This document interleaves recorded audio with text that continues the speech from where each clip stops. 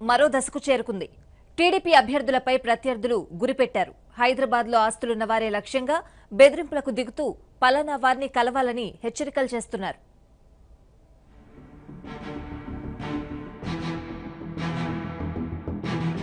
రాష్ట్ర రాజకీయాల్లో ఊహించని పరిణామాలు చోటు చేసుకున్నాయి. గతంలో ఎన్నడూ కని విని ఎరుగుని అరాచకీయ వ్యూహాలకు తెరలేస్తోంది. ప్రజల ఓట్లతో గెలవడమనే సంప్రదాయానికి పాతరేసి ప్రత్యర్థి అభ్యర్థులను బరిలోంచి తప్పించడం అనే అసాధారణ కుట్ర రచిస్తున్నట్లు తెలుస్తోంది.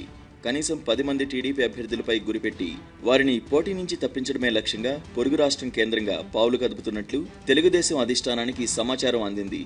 నామినేషన్ల ఉపసంహరణలోపు 10 మంది అభ్యర్థులను తప్పించగలిగితే టీడీపీ బలహీనంగా మారుతుందన్న అంచనాతో ఈ వ్యూహం ఎంచుకున్నట్లు ప్రచారం జరుగుతోంది. టీడీపీకి చెందిన 2 సిట్టింగ్ ఎమ్మెల్యేలు తమకు మళ్లీ టికెట్లు లభించినా ప్రచారంలోకి దిగడానికి తటపటాయిస్తున్న తీరును బుధవారం ఆంధ్రజ్యోతి వెలుగులోకి తెచ్చింది.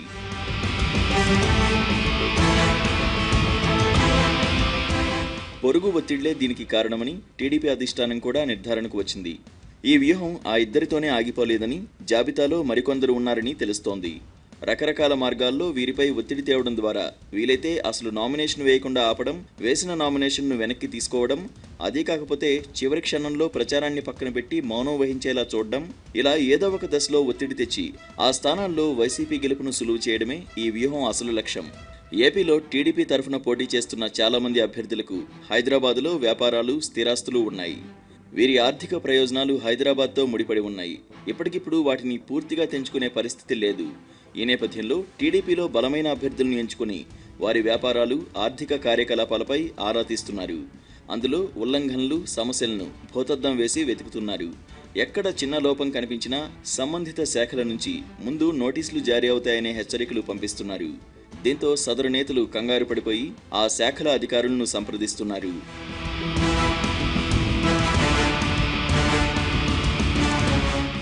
మీరు వెళ్లి ఫలానా నాయకులను కలిసి సమస్య పరిష్కరించుకోవాలని అధికారులు సూచిస్తున్నారు.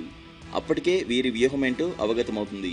ఆ నాయకులను కలవడానికి తటపటాయిస్తే వచ్చి మాట్లాడాలని ఫోన్లు వచ్చేస్తున్నాయి. ఆ నాయకులను కలిసిన తర్వాత అసలు విషయం బయటకు వస్తోంది.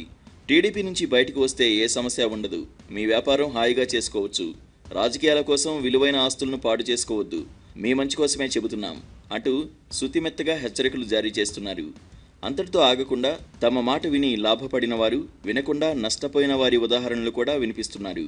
ఆంధ్రప్రదేశ్ ఎన్నికల్లో ఏ పార్టీ గెలవబోతుందో సూచించే సొంత సర్వే నివేదికలను వారి ముందు పెట్టి మైండ్ గేమ్ ఆడుతున్నారు.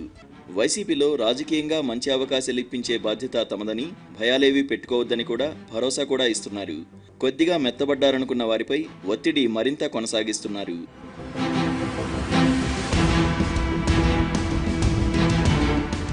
టికెట్ల జారీ దశలోనే ఒత్తిడి వ్యూహం అమలు చేయడం ప్రారంభమైంది. కొందరు విషయంలో ఇది ఫలించడంతో పొరుగు నేతల్లో మరింత ఉత్సాహం పెరిగిందని అంటున్నారు.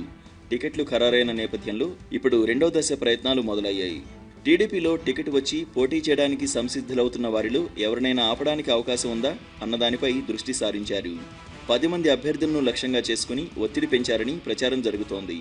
దాఖలు చేసిన నామినేషన్ను చివరి క్షణంలో ఉపసంహరించుకునేలా చేస్తే అప్పటికప్పుడు టీడీపీకి మరో గట్టి అభ్యర్థి దొరకరని, కొత్తగా నామినేషన్ వేయించే అవకాశం ఉండదన్న యోచనతో ఈ వ్యూహానికి రూపకల్పన జరిగిందని అంటున్నారు. పోనీ సమస్యను గుర్తించిన నియోజకవర్గాల్లో ముందు జాగ్రత్తగా మరో అభ్యర్థితో కూడా నామినేషన్ దాఖలు చేయిద్దామంటే నాపై నమ్మకం లేదా అని అసలు అభ్యర్థి అలిగే అవకాశం ఉంటుంది. వెరసి అభ్యర్థుల మీద అధిష్టానానికి, అధిష్టానం మీద అభ్యర్థులకు అపనమ్మకం తలెత్తే విపత్కర పరిస్థితికి ఇది దారితీస్తుంది. పొరుగు నుంచి ఒత్తిడికి గురవుతున్న వారిలో కొందరు వాటిని మౌనంగా భరిస్తున్నారు. వాటి గురించి బయటకు చెప్పుకోవడానికి ఇష్టపడడం లేదు. ఒకరిద్దరు అభ్యర్థులు మాత్రం చంద్రబాబును కలిసి జరుగుతున్న పరిణామాలను వివరించినట్లు సమాచారం. అంతకుముందే అధిష్టానం వద్ద దీనికి సంబంధించిన సమాచారం ఉంది. సమస్య ఉందనుకున్న వారితో చంద్రబాబు నేరుగా మాట్లాడుతూ భరోసా ఇస్తున్నారు. ఈ ఎన్నికల్లో సునాయాసంగా గెలుస్తామని, అనవసర భయాలు పెట్టుకోవద్దని వారికి చెబుతున్నారు.